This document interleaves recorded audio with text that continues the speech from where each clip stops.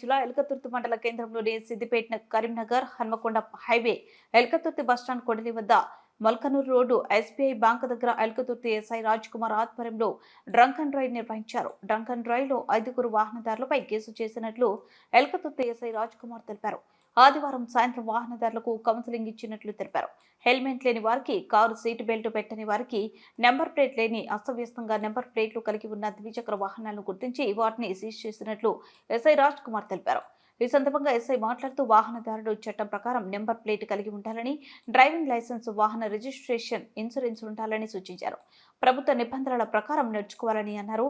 నిర్లక్ష్యం వ్యవహరిస్తే వాహనాలను సీజ్ చేస్తామన్నారు. ఈ కార్యక్రమంలో హెడ్ కానిస్టేబుల్ విఠలరావు, ఎండి అక్బర్, వీరస్వామి పాల్గొన్నారు.